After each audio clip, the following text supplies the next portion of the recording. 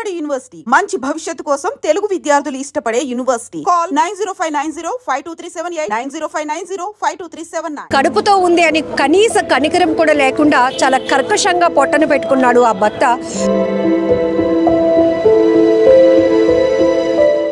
కూడా చూడకుండా భార్యని అతి దారుణంగా చంపినటువంటి జ్ఞానేశ్వరుని గట్టిగా శిక్షించాలి.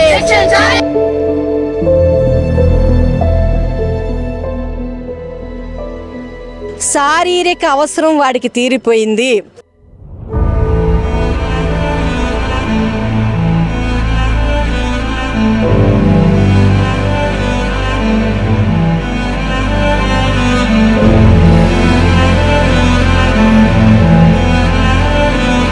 అనూష విశాఖలో విషాదకరమైన ఘటన మీ అందరికీ తెలుసు.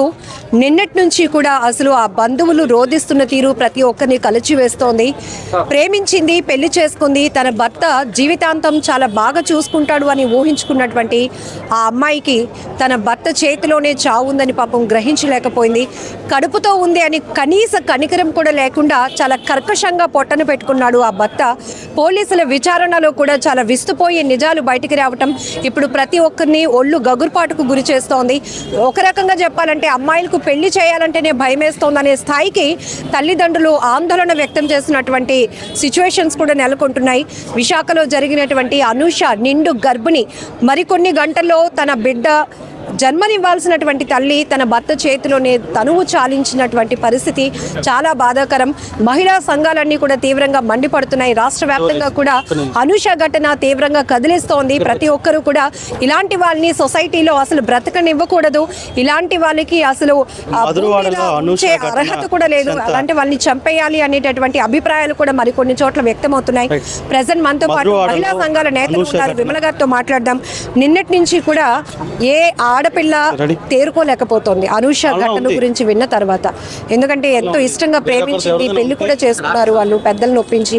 తర్వాత ఎంతో బాగా చూసుకుంటాడు అనుకుంటే డెలివరీకి మరి కొన్ని గంటల్లో వెళ్లాల్సినటువంటి ఆమె గర్భవతిగానే తన భర్త చేతిలో అలా. ఏం చెప్తారు అసలు? సభ్య సమాజం అంతా కూడా కన్నీటి పెట్టినట్టు ఘటన అనేక ఘటనలు చోటు చేసుకుంటున్నాయి.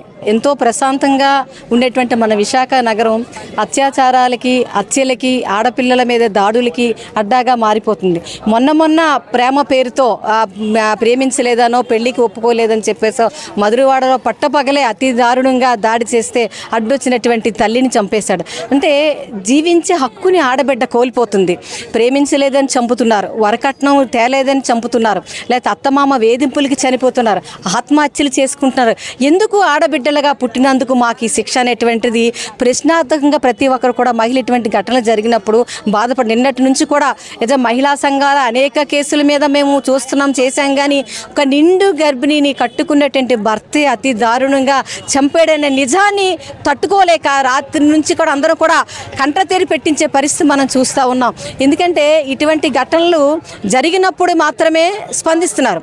ఈ ఘటనలు జరగకుండా పునరావృతం కాకుండా చూసుకునేలాగా చర్యలు తీసుకోవడంలో ప్రభుత్వాలు వైఫల్యం చెందుతున్నాయి, పోలీస్ యంత్రం కూడా వైఫల్యం చెందుతుంది.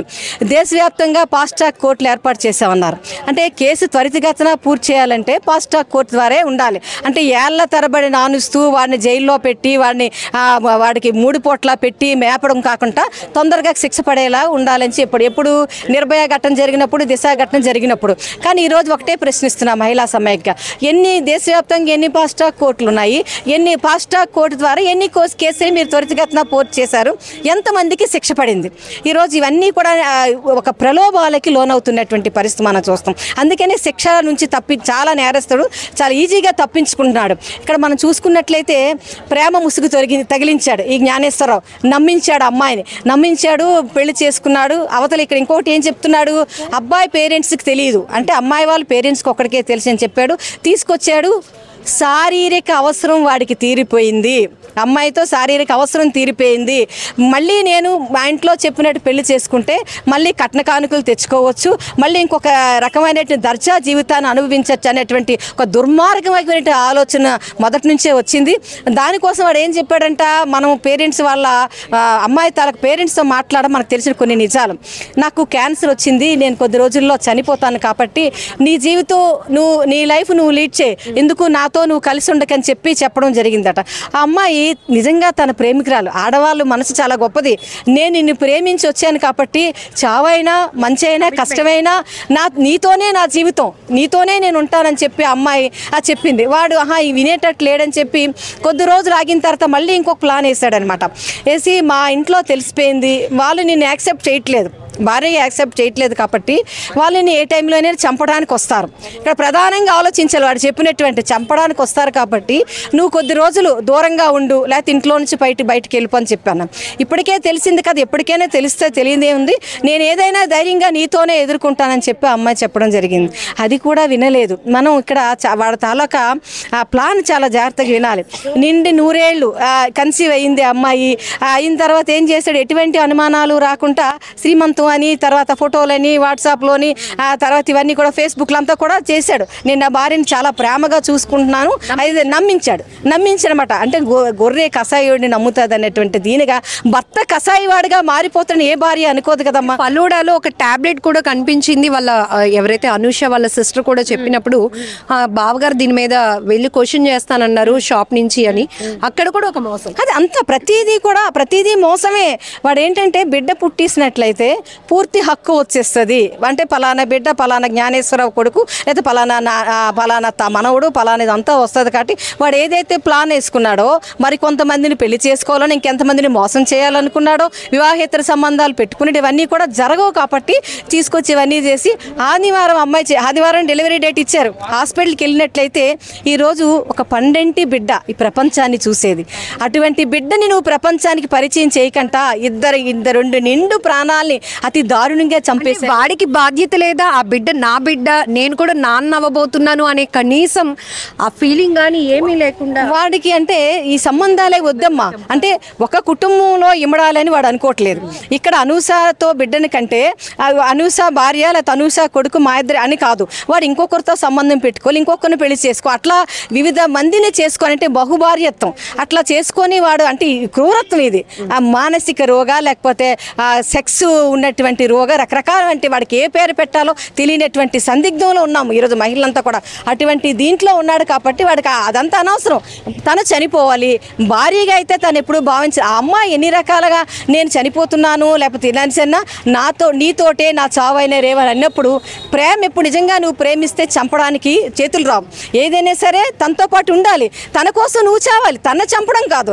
ఈరోజు తను చంపేశావు, నువ్వు సమాజానికి ఏం చూపిస్తున్నావు అంటే మహిళలుగా మనం అడుగుతా ఉన్నాం. అంటే జీవించే హక్కుని కోల్పోతున్నాం మనం. ప్రేమించలేదని చంపేస్తున్నాడు, వరకట్నం కోసం రకరకాల పేరుతో ఆడవాళ్ళని చిత్రహింసలు చేస్తున్నారు, చంపేస్తున్నారు. ఇదేనా? రెండు ప్రాణాలని బలి తీసుకున్నాడే. ఈరోజు జరిగినటువంటి ఘటన ఏంటంటే ప్రతి ఒక్కరిని ఆలోచింప చేసే విధంగా ఉంది. ఆడపిల్లలు అంటే భయంతో అంటే గుండెల్లో చేతులు పెట్టుకుని నివసించిన పరిస్థితి మనం చూస్తున్నట. నా బిడ్డ ఏమైపోతుందో పెళ్లి చేసి అంటే పెద్దలు చూసినట్టు సంబంధాలు అదే రకంగా తగలబడిపోతున్నాయి. అలాగే ప్రేమించినటువంటి కూడా ఇదే మోసంతో చేస్తున్నటువంటి సంఘటనలు మనం చోటు చేసుకున్నాం. కాబట్టి ఈరోజు మహిళా సమాజం ఒక మహిళగా మా ఆవేదన ఒకటే, ఏవైతే చట్టాలు పోరాడి సాధించుకున్నామో చట్టాలను పటిష్టంగా అమలు చేయండి. ఎటువంటి లొసుగులు లేకుండా, ఎటువంటి ప్రలోభాలకి లోనవ్వకుండా కనీసం ఈ అనూషకైనా న్యాయం చేయండి. ఈరోజు ఇక్కడ పేరెంట్స్ మాకు తెలియదని చెప్తున్నారు. ఖచ్చితంగా పేరెంట్స్ని పోలీసులు పిలిపించమని అడుగుతున్నాం. వాళ్ళని కూడా విచారణ చేయండి. అసలు ఏం జరిగిందో తెలుస్తుంది కదా. ఒక వాడినే కాదు, తెలియపోవడానికి అడవిలో లేరు కదా మేడం. ఎందుకంటే స్టాటస్లు, ఫోటోషూట్లు, బేబీ బంప్తో కూడా ఫోటోషూట్లు జరిగాయి.